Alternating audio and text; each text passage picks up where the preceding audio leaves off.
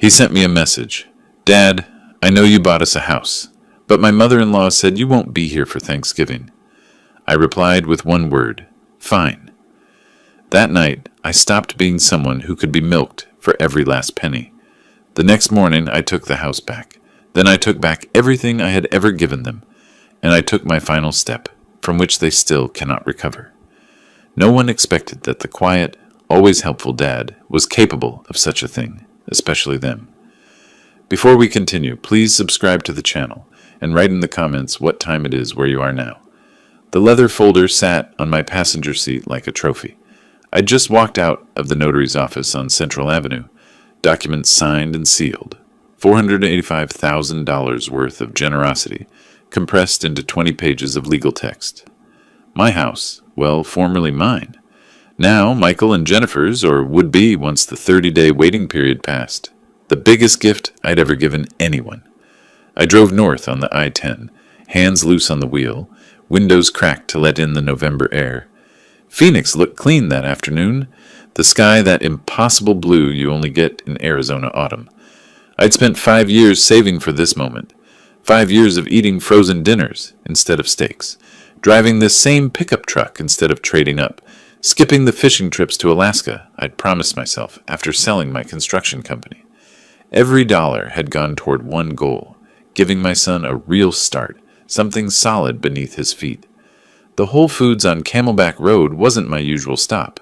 Too expensive, too crowded with people buying organic kale they'd photographed before eating.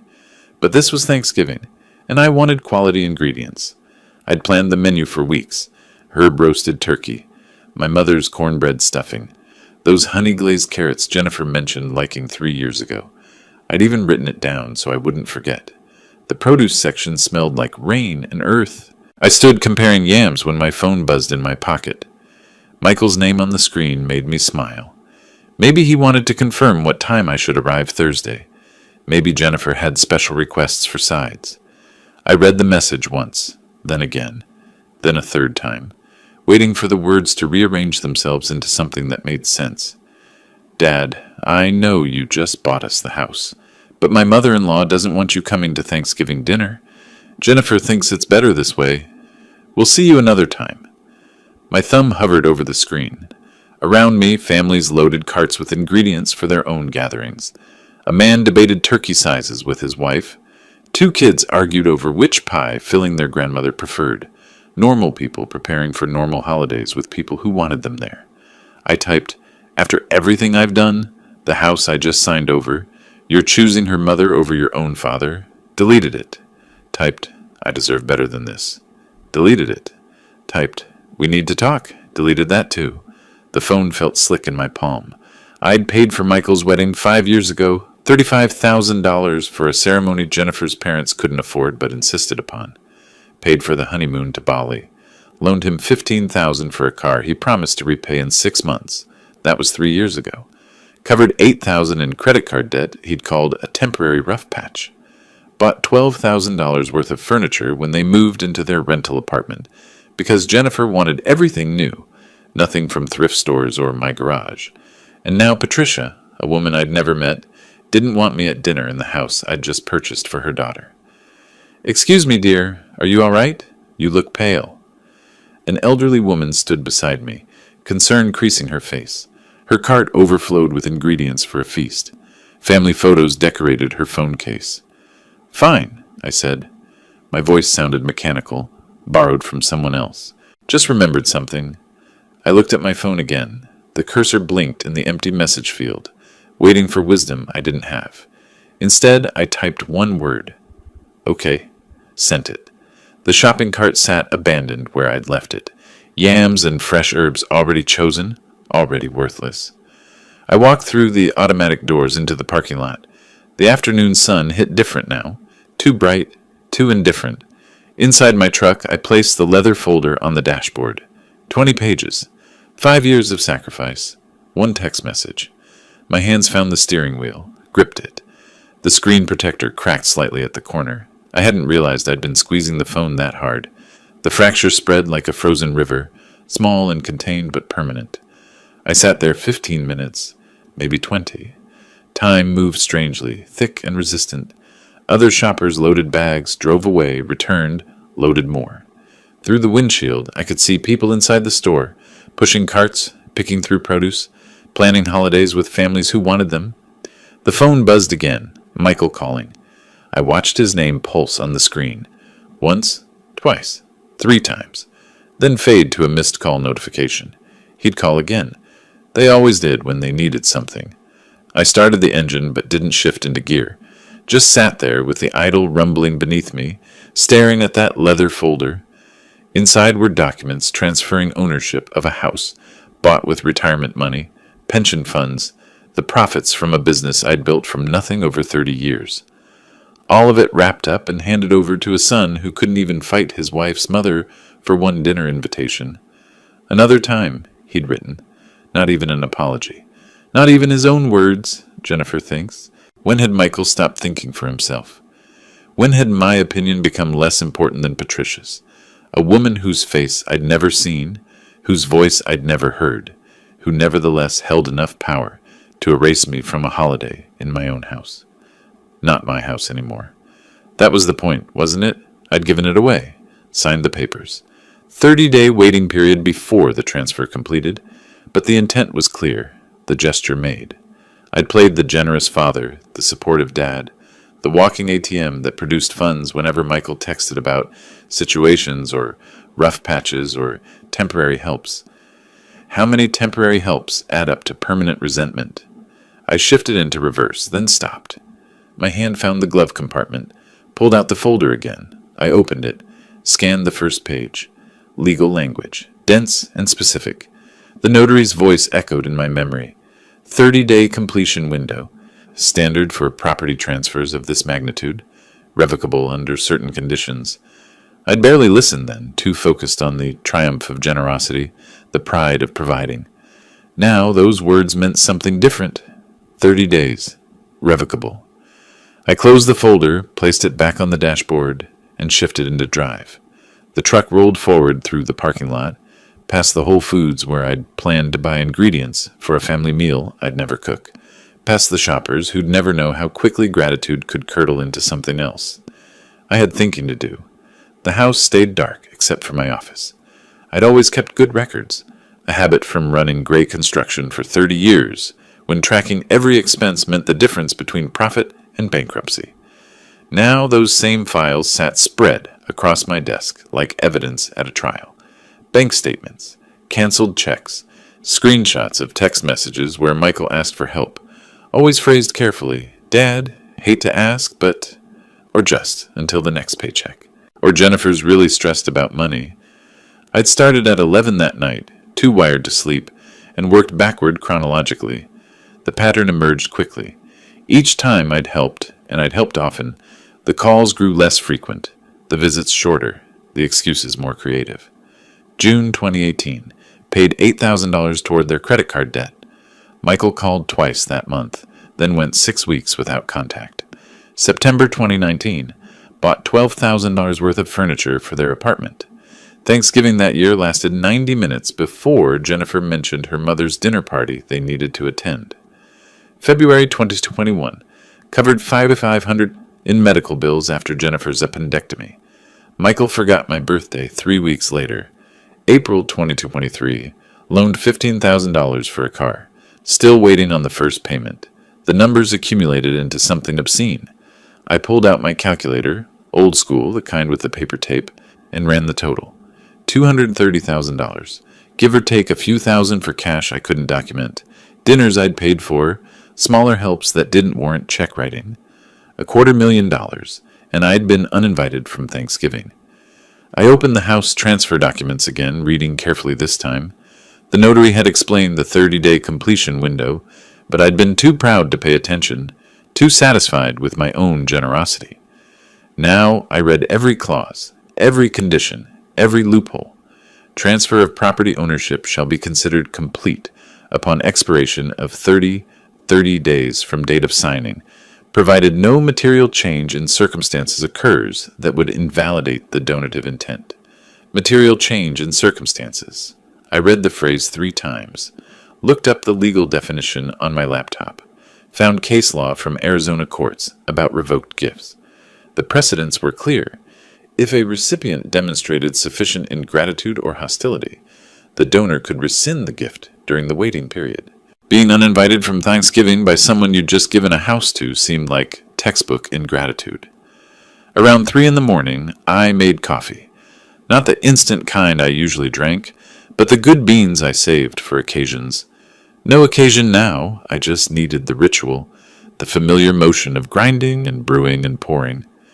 I stood at my kitchen window watching Phoenix lights spread across the valley, holding the mug with both hands. Something had shifted inside me. Not broken.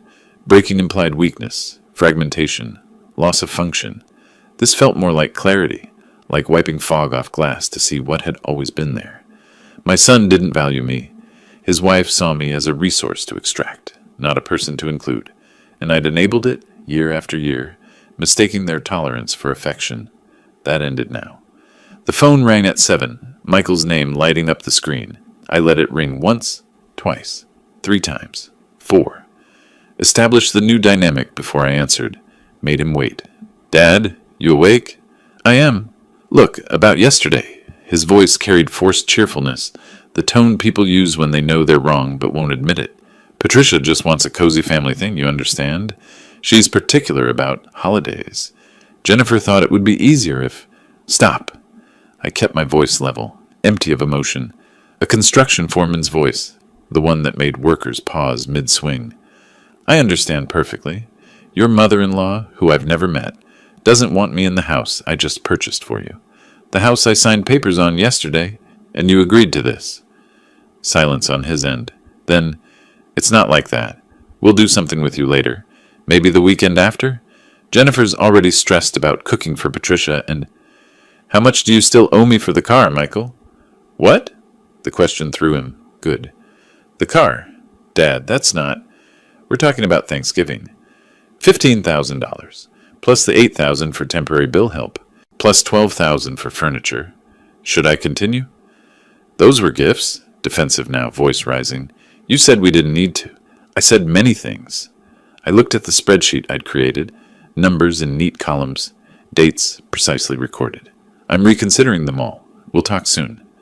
I ended the call before he could respond. The silence afterward felt clean. I opened my laptop and searched. Arizona law, revoke gift ingratitude. Then, contract attorney Phoenix. The screen filled with results. I clicked through websites, reading attorney bios, looking for someone who'd understand that this wasn't about money or property or legal technicalities. This was about respect, about teaching a lesson that should have been learned years ago. By 9, I'd narrowed my search to 3 firms. By 10, I'd drafted an email to Harrison & Associates, the attorneys I'd used when selling Gray Construction. They knew me, knew I wasn't frivolous or vengeful, knew that when I said I needed something done, I had good reason. The email stayed brief, summarized the situation: house gift, immediate exclusion, desired to explore options for revoking the transfer, attached scanned copies of the signed documents, mentioned the 30-day window, requested urgent consultation. I hit send before I could second-guess myself. The accordion file Jennifer had mocked. "Why do you keep every receipt? Are you hoarding paper now?" Sat on the corner of my desk. I pulled it close, flipped through years of documented generosity, wedding expenses, car loan paperwork, furniture receipts with Jennifer's signature on the delivery forms. Everything preserved, everything provable. She'd called it hoarding. I called it vindication. My phone buzzed with a text from Michael. "Dad, please don't be upset. We can work this out." I didn't respond. Let him wonder. Let him sweat. Let him realize that the ATM had shut down, that the free ride had ended, that actions carried consequences even when you'd spent years protected from them. By noon, my inbox chimed. Harrison & Associates. "Mr. Gray, we can see you tomorrow at 2 p.m. This matter requires immediate attention given the time frame involved." I typed my response. "I'll be there." Outside, the day had warmed into the low 70s. Perfect Arizona November weather.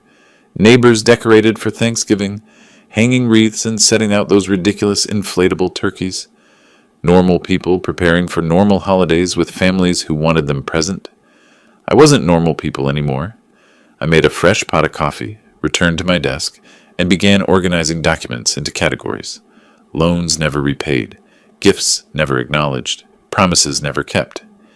Each folder grew thick with evidence. Each page told the story of a father who'd given everything and received nothing except a text message uninviting him from the house he'd bought. By afternoon, I had an appointment scheduled. The 30-day window was closing, but I had time enough. Robert Chen's office occupied the 12th floor of a glass tower on Central Avenue, the kind of building where attorneys charged enough to afford conference rooms with views. I'd used Harrison and Associates when selling Gray Construction. They knew me as someone who didn't waste their time. Robert looked the same as 5 years ago. Sharp suit, reading glasses perched on his nose. That careful expression lawyers wear when they're deciding whether you're serious or delusional. I spread my documents across his mahogany conference table.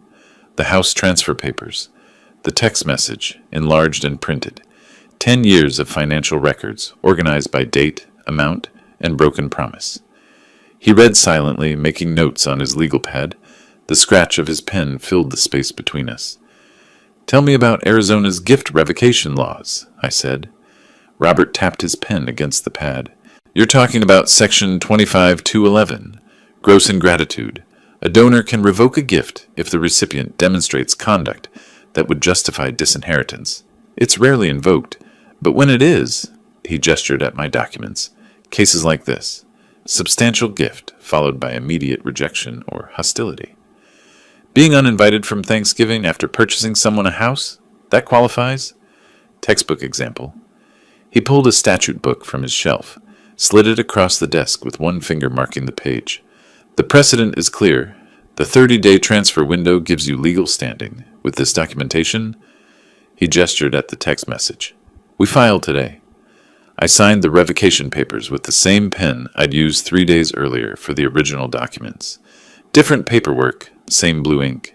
The irony registered somewhere in my mind, but I didn't comment. Just signed my name and slid the papers back. "I want everything documented," I said. "I may need more from you soon." Robert's expression didn't change. "Understood?" Amanda Foster, the notary who'd handled the original transfer, filed the revocation with Maricopa County that afternoon. By morning, a certified letter was en route to Michael's workplace. 2 days later, I was in the parking garage beneath Robert's building, discussing a separate matter, when my phone buzzed.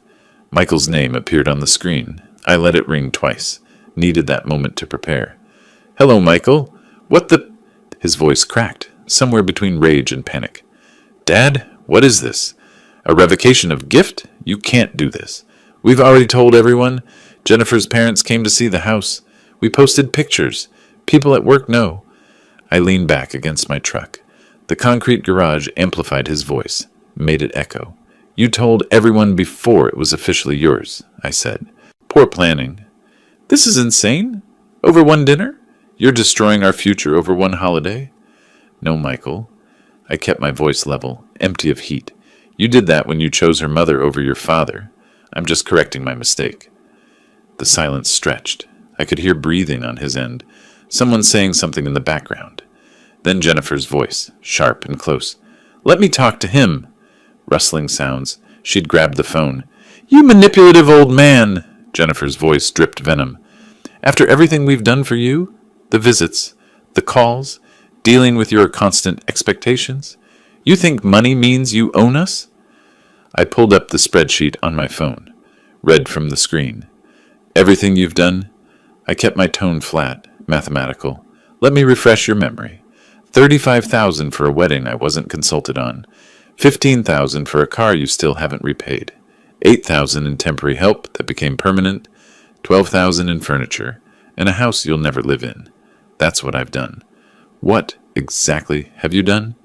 We included you in our lives. That should be enough." "It wasn't." I disconnected before she could respond. The garage went quiet. Somewhere above me, traffic hummed on Central Avenue. Normal people driving to normal destinations. Their families probably intact, probably functional. I sat in my truck for 20 minutes, engine off, feeling the emptiness where something used to be. Not triumph, not satisfaction, just absence, like a tooth pulled. You keep touching the gap with your tongue, confirming it's really gone. The house had been the opening move. Michael and Jennifer would scramble now, panic, maybe fight back. Patricia would advise them, poison them further against me. I needed to stay ahead. The letter I'd asked Robert to draft, the loan repayment demand, would arrive by the end of the week. The certified letter arrived on a Saturday morning. I wasn't there to see it, but I could picture the scene clearly enough. Jennifer signing for it, tearing open the envelope, her scream bringing Michael running from the shower. Robert had been thorough, every loan itemized, every check copied, every text message where Michael promised just temporary dad attached as evidence. The total came to $35,000, payment due within 60 days. I sat in my office that afternoon when Robert called to confirm delivery. They received it, he said. Signed for at 9:43 this morning. Good. You sure about this, Stanley? It's aggressive. They'll feel cornered. That's the point. He paused. All right. Let me know when they contact you. They tried. My phone started buzzing that evening. Michael's name, over and over. I let every call go to voicemail, listened once to each message before deleting. The first message came at 7. Dad, please. We can't pay $35,000 in 60 days. Our rent alone is $2,400 a month. Jennifer's student loans, the car payment on her Lexus, we're barely... Please, can we just talk? Face to face? No lawyers? The second at 9. You're punishing me for Jennifer's mother. That's not fair. I didn't want to uninvite you, but she insisted. And Jennifer was stressed about hosting, and I thought you'd understand. The third at 11. Fine. Don't answer. But you should know. Patricia says we should sue you. Emotional distress. Financial manipulation. We're getting a lawyer Monday morning. I deleted that one with particular satisfaction. Monday afternoon, Robert called again. They consulted an attorney, he said. I could hear amusement in his voice. The lawyer apparently laughed them out of the office. Your documentation is airtight. Every loan memorialized, every check labeled. They have no case. I expected as much. Patricia strikes me as someone who views courts as weapons rather than justice. You know her? Never met her, but I know her type. Wednesday evening, I was making dinner when headlights swept across my living room window. I moved to the upstairs bedroom, looked down at the driveway. Michael's Honda sat there, engine running. I could see him through the windshield, hands on the wheel, staring at my front door. He didn't move for 5 minutes. 10. 20. At 40 minutes, he drove away. I went back downstairs and finished making dinner. Thursday, I met Thomas Wright at a diner off the I-10. Thomas had worked for Gray Construction for 15 years, left when I sold the business to start his own contracting operation. Good man, solid worker. He bowled in the same league as Michael. We sat in a booth by the window, coffee steaming between us. Ran into your son last week, Thomas said. He looked uncomfortable. At Costco. He was with Jennifer and an older woman. Her mother, I guess. Patricia. Yeah. Anyway, they were fighting. Jennifer was really letting him have it about something. Michael looked terrible, Stan. Exhausted. I sipped my coffee. What were they saying? Jennifer was loud enough for half the store to hear. Something about him needing to control his father. Fix this mess. Grow a spine. The mother was nodding along, adding comments. Called you some pretty harsh names. Such as? Thomas shifted. Miser, manipulator, control freak. Look, I don't want to repeat all of it, but she was vicious. Michael just stood there, taking it. Interesting. I set down my cup. The woman who convinced my son to exclude me from Thanksgiving calls me manipulative. The irony isn't lost on me. Thomas studied my face. What's going on, Stan? Michael said something about a house? I bought them one. Changed my mind. That simple? That simple. He didn't push further.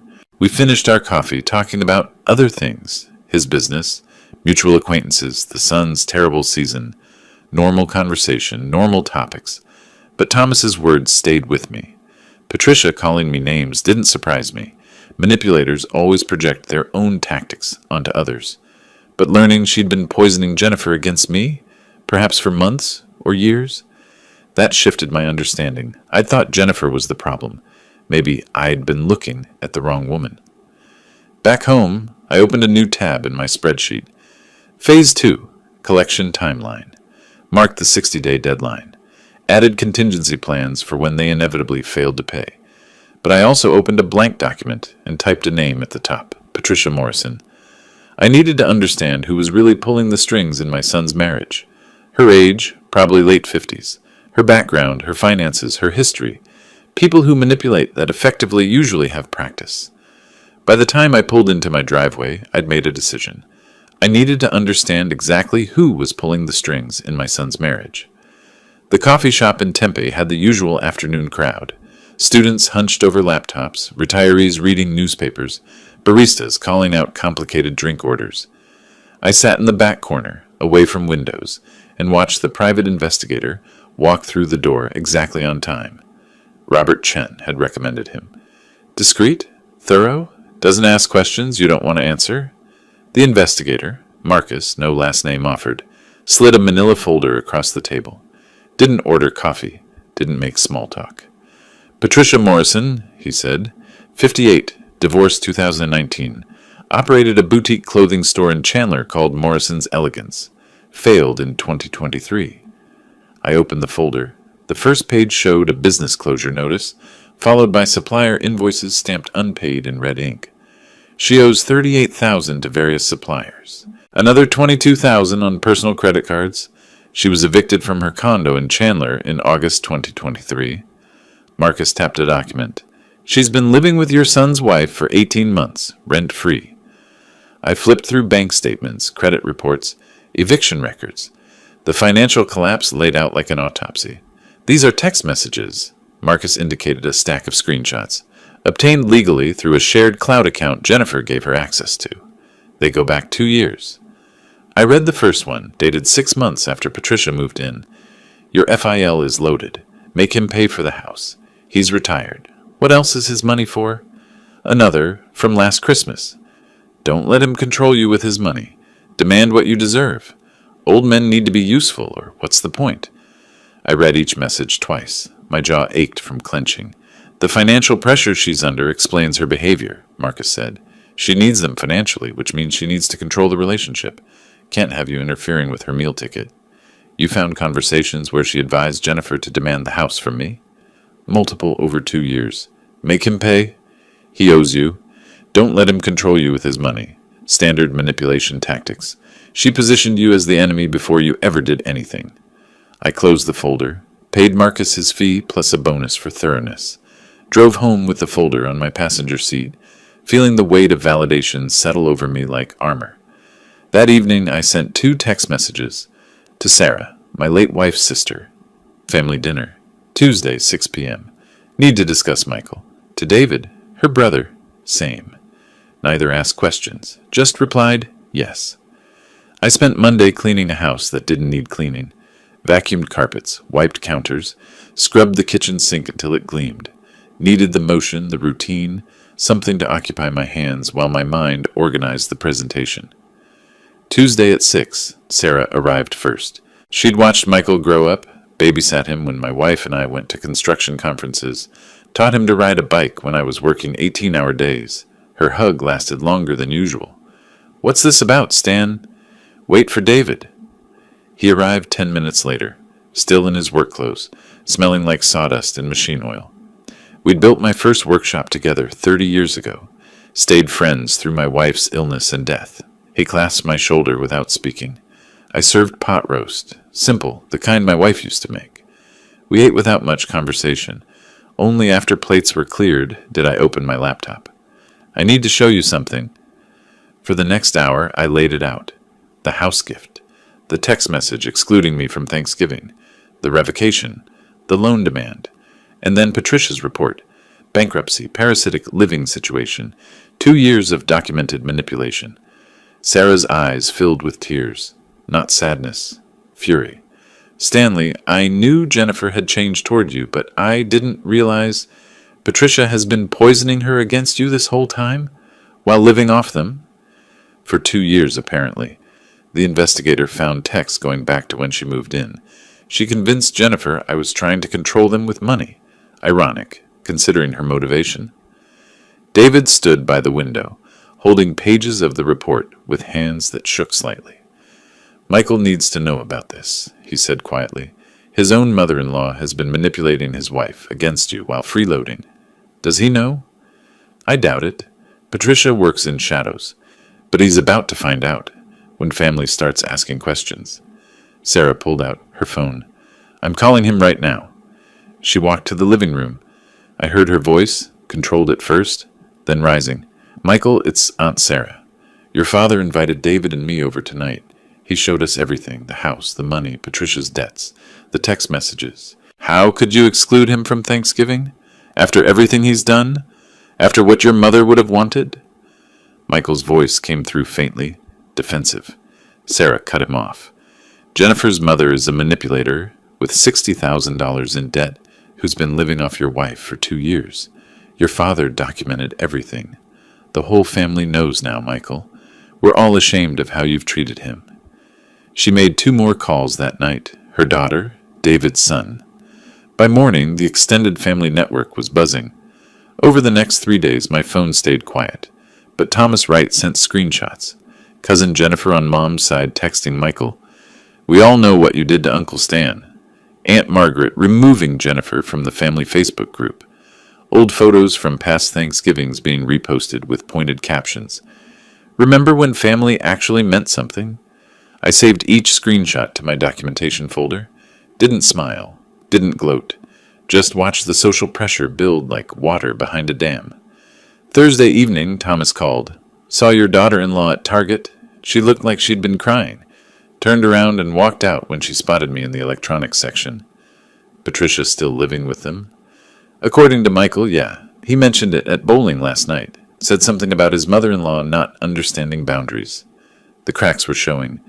Friday morning, my phone rang. Sarah. Michael called me back. He was different, quieter. Asked if I really believed he'd treated you badly.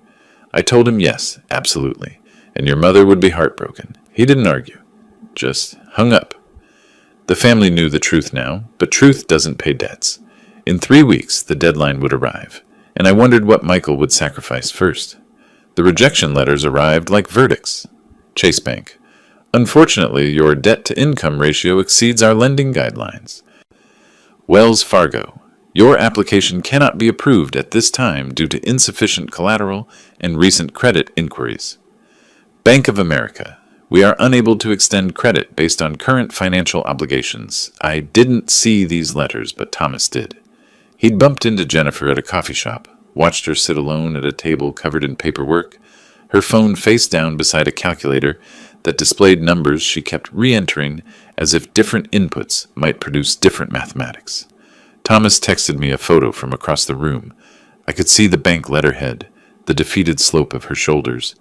3 weeks had passed since the family dinner.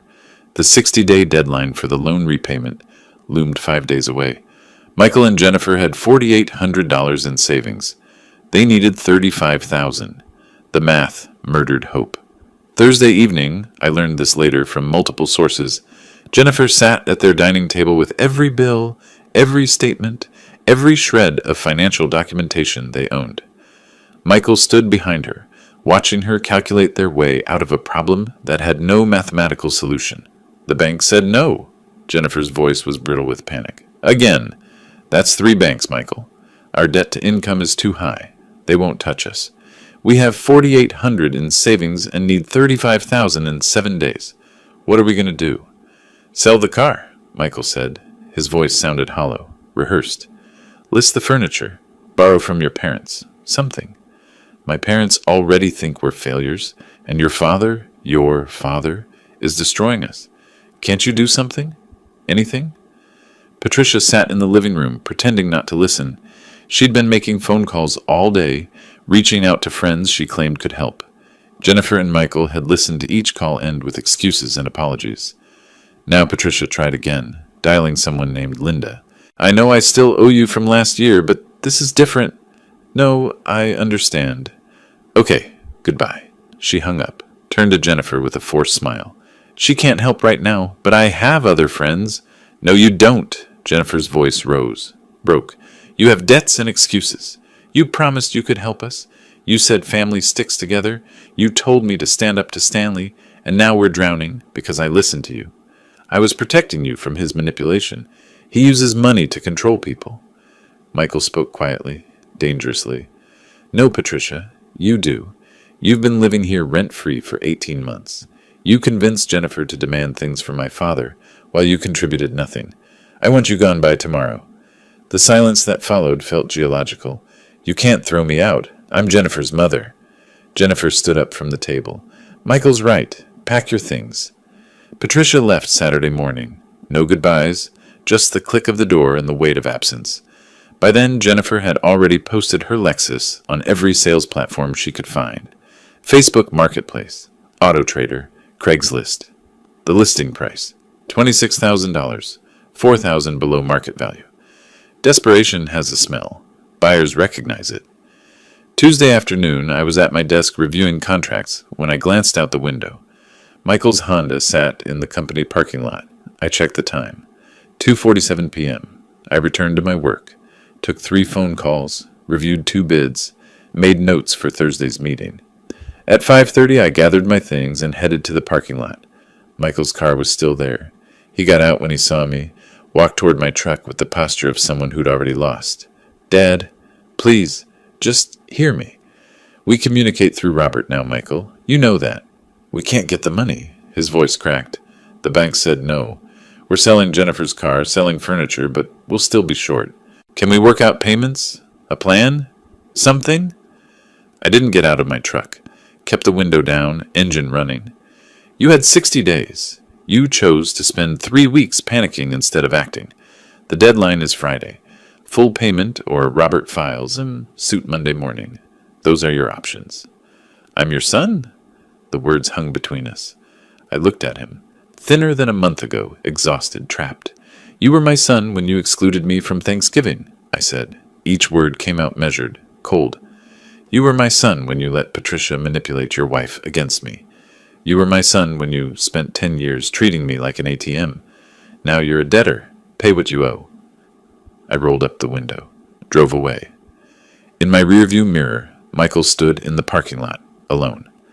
That evening, Thomas called. Saw Michael and Jennifer at the used car lot on Mill Avenue. She was crying while they negotiated trade-in value. Manager was lowballing them. $15,000 for a Lexus worth $28,000. Desperation pricing. They took it. Did they reach the full amount? Not even close. Maybe $22,000 total with furniture sales. They're still $13,000 short with 2 days left. Then they'll need to decide what matters more, pride or consequences. Friday morning arrived, deadline day. I sat at my desk, phone on speaker with Robert Chen, waiting to see if the wire transfer would hit my account by 5 p.m. They might not make it, Robert said. You prepared for litigation? I'm prepared for whatever happens. At 3:47 p.m., my phone buzzed with a bank notification. The transfer had arrived. $30,000. Not the full amount, but enough to show they'd bled themselves dry trying. Friday evening, 6 o'clock, I sat at my desk staring at the bank notification. $30,000 received. 3:47 p.m. 5,000 short. Michael's email had arrived minutes after the transfer, explaining they needed 30 days for the remaining balance, promising full payment. The words read like a hostage negotiation, desperate, careful, aware of consequences. I called Robert. They sent 30,000, I said, 5 short. Michael's email says they need 30 days for the remainder. Your options. Accept as settlement. Demand immediate payment of balance. Or create a formal loan agreement for the shortfall. Option 3. Formal loan agreement. 8% annual interest. Monthly installments. 12 months. Make it legal. Make it official. Make it impossible to ignore. Robert paused. That's punitive, Stanley. The interest alone is appropriate for unsecured debt to a borrower with proven poor credit judgment. Drafted. The loan agreement arrived in my inbox Sunday morning. I read every clause, signed it electronically, and forwarded it to Michael without comment. No explanatory email, no softening language, just the contract, cold and binding. What I didn't see, but learned later from Thomas, was how they'd scraped together that $30,000. Jennifer's parents had arrived Thursday with a cashier's check. Her father set it on the counter without embracing his daughter, his face carved from granite. The disappointment radiated like heat from pavement. 10,000, he'd said. That's what we can spare without damaging our retirement. You'll repay it within 2 years. 5% interest. Monthly installments. Understood? Jennifer barely whispered. Dad, I don't want to hear it. Your mother and I raised you better than this. Treating family like ATMs. Listening to Patricia's poison. I'm ashamed, Jennifer. Truly ashamed. They'd borrowed another 5,000 from friends, a couple from Jennifer's marketing firm. Brian had insisted on a promissory note, the transaction transforming friendship into business. Nothing personal, he'd told Michael. Just protecting myself. Sign at the bottom. Michael signed, watched another relationship die in the space between trust and documentation. The Lexus sale had brought 15,000, furniture another 2,000, every CD cashed, every safety net shredded. They'd bled themselves dry and still came up short. Sunday morning, the Patricia situation detonated. Jennifer found her mother's suitcase in the hallway, and something snapped. The screaming match lasted 20 minutes. Accusations flew like shrapnel. Broken promises, empty guarantees. 2 years of manipulation disguised as maternal concern. You're throwing me out? Patricia's voice hit that dangerous pitch. After everything I've done for you, I'm your mother. Everything you've done? Jennifer's exhaustion had transformed into something sharp. You moved in rent-free, maxed out my patience, turned me against Stanley, and when we needed help, you promised money you didn't have. You didn't protect me. You used me. Get out. Patricia grabbed her suitcase, paused at the door. You'll end up alone and broken, just like your father-in-law. That's what happens to ungrateful children. Jennifer slammed the door so hard the frame cracked. Late Sunday night, Michael and Jennifer sat in their stripped-down living room. Empty wall where the console table had been, missing armchair, just a couch and coffee table remaining, furniture as metaphor. My father was right, you know, Michael said quietly, about Patricia, about us taking advantage, about being treated like a wallet instead of family. I've known it for a while, but I didn't want to admit it. Jennifer looked at him, too tired for argument. So what do we do? I don't know. Apologizing feels hollow after what we've done. Maybe we just live with it, pay our debts, prove we're better than this. Are we, though, better than this? Michael had no answer, just silence filling the space where certainty used to live. Monday at 11 p.m., the DocuSign notification arrived on Michael's phone. He opened it at his kitchen table, hand shaking slightly as he scrolled through legal language that formalized his failure. 8% interest, monthly payments of $450, 12 months. Every clause a reminder that he wasn't a son receiving help. He was a debtor fulfilling obligations. He signed, watched the confirmation screen appear, felt something fundamental shift in his understanding of family. Tuesday morning, I received the signed agreement, opened it, reviewed the signature, saved it to my legal documents folder. Michael Gray was now contractually obligated to pay me $450 monthly for 12 months, not as son to father, but as debtor to creditor. The transformation was complete. The first payment would be due in 30 days. I set a calendar reminder and wondered if he'd actually make it, or if I'd need to pursue collection. Either way, the lesson was taught. The notification arrived on a Tuesday morning in early December. Payment received, $450, final installment. I marked the spreadsheet, cell green. Debt satisfied, ledger balanced. The victory felt hollow, like winning an argument with someone who'd stopped listening. 6 weeks had passed since Michael signed the loan agreement. 6 weeks of monthly payments arriving exactly on schedule, each one automatic, impersonal, transactional. The money mattered less than what it represented. A son paying his father back like a bank, obligation replacing relationship. Thomas had been keeping me informed without my asking. Small observations, casual mentions. Saw your son and daughter-in-law at Target yesterday, he'd said during a phone call the week before. Stan, they looked rough, buying generic everything.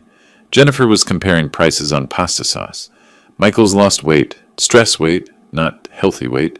The fancy lifestyle is gone. That's what happens when you live beyond your means and lose your financial backup, I'd said. They're learning. You planning to reach out? holidays coming up and all. When people learn lessons the hard way, interrupting the lesson doesn't help. They need to sit with it. I'd meant it, still did, but something about that final payment notification sat differently in my chest. The consequences had spread beyond just Michael and Jennifer.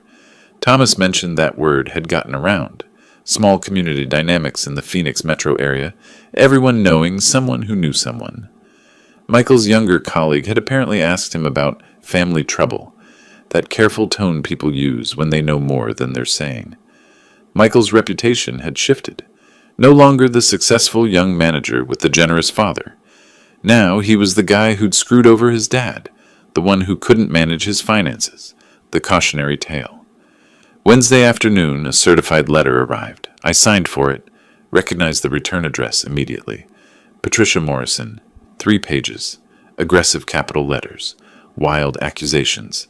Stanley Gray has engaged in financial elder abuse by using his wealth to coerce and manipulate my daughter and son-in-law into submission through predatory lending practices. She threatened to report me to Adult Protective Services, the Attorney General, anyone who would listen. I called Robert, read him selected passages. Adult Protective Services, I said, for a 62-year-old man protecting himself from freeloading relatives. That's creative. Robert's laugh carried professional disdain. I'm drafting a cease and desist that'll make her think twice. Her own bankruptcy and fraud history undermines any credibility she thinks she has. Want me to mention potential defamation claims? Mention everything. Make it clear that continued contact will have legal consequences. I'm done with the Morrison family drama. I filed Patricia's letter in a folder labeled Legal Documentation, Morrison Harassment, and forgot about it. She was noise, irrelevant to the larger story. Thursday evening, my inbox chimed. Email from Michael sent at 8:47 p.m. After hours, private moment, subject line, no excuses. I opened it. Dad, I understand we were wrong. Not just about Thanksgiving, but about everything. The years of taking without appreciating, treating you like an obligation instead of a person, letting Jennifer and Patricia influence me against my better judgment. I don't know if I can fix this, but I want to try. Not because I want something from you, but because you deserve better than the son I've been. Michael, I read it 3 times, looked at the timestamp, noticed what wasn't there. No requests, no justifications, no attempts to minimize his actions, just acknowledgement, raw and plain. I closed my laptop and walked away. Friday, I opened a reply draft, typed 5 different versions. Forgiveness, continued coldness, cautious acceptance, conditional reconciliation, complete rejection. Saved all 5 without sending any. Let silence do its work. Saturday, Thomas sent me Facebook screenshots. A holiday post from Jennifer's account, background visible.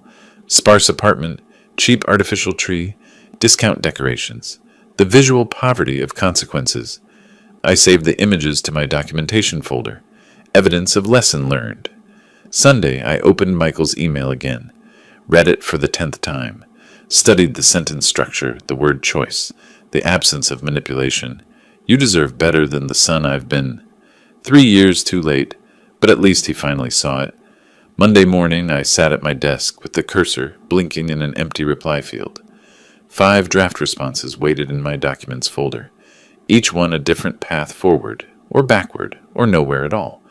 I hadn't decided which Michael deserved, or which I needed to send. The email sat unanswered for 3 days while I decided whether redemption was something earned or given. On the 4th day, I closed my laptop and drove somewhere I hadn't been in months. I needed to think, and thinking required different surroundings. The mountain overlook north of Cave Creek offered what my office couldn't: silence without walls, space without technology, the kind of emptiness that lets clarity form like ice crystals in winter air.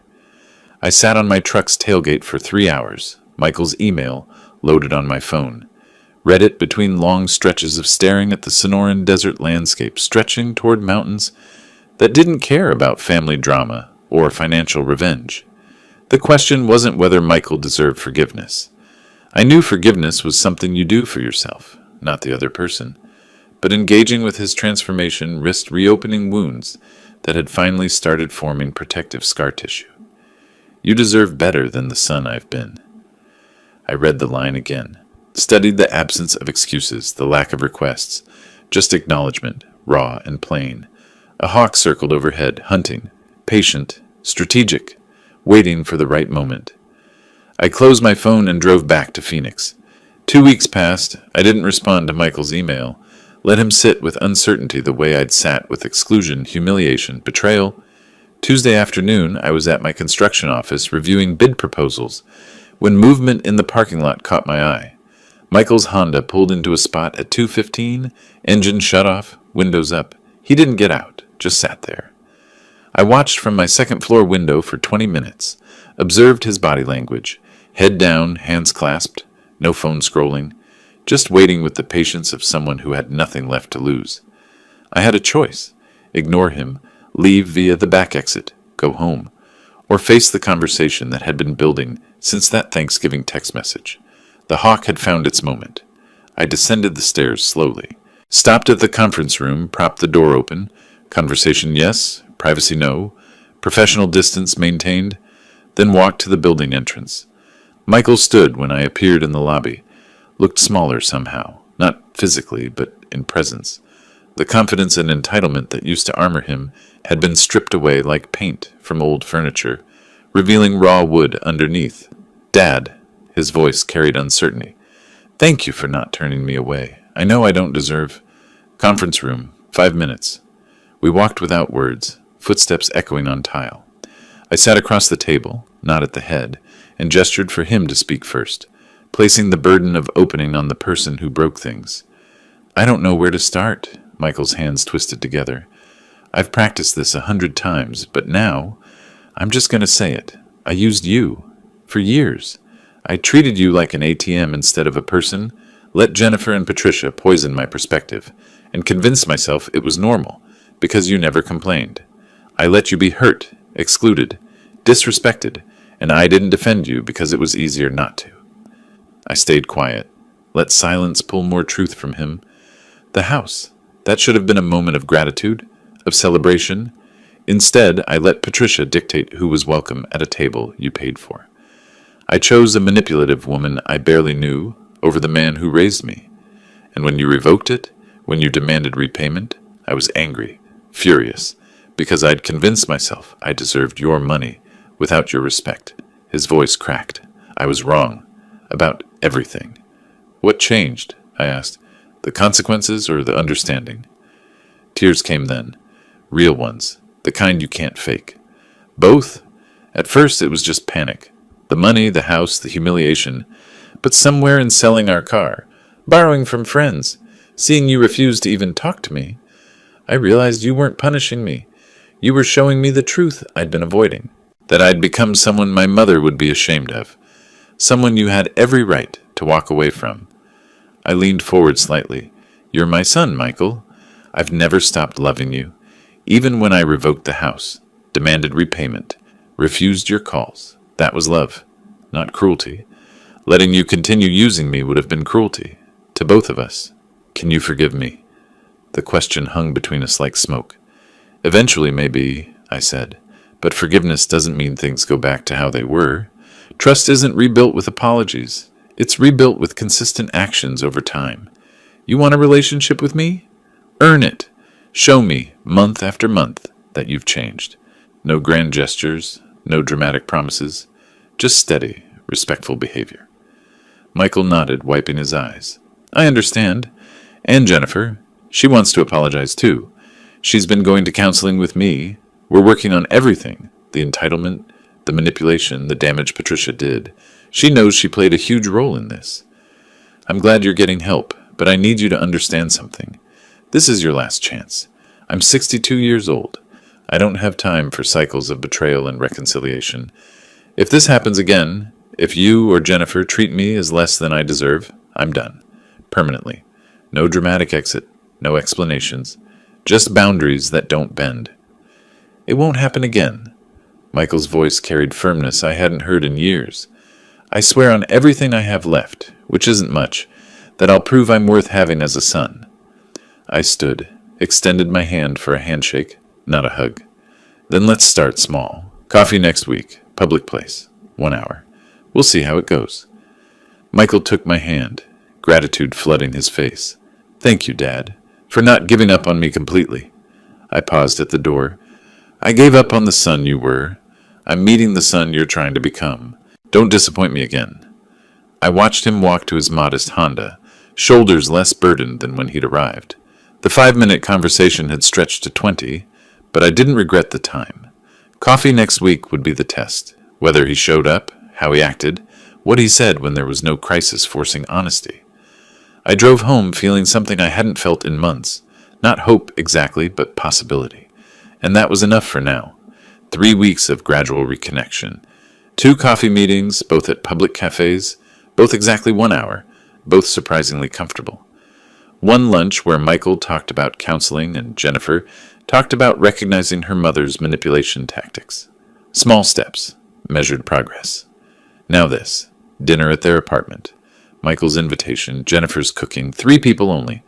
Patricia explicitly excluded. The apartment complex looked worn in evening light, the parking lot dotted with older vehicles. Michael's modest Honda occupied spot 217. No premium covered parking, no Lexus. I climbed the exterior stairs carrying nothing.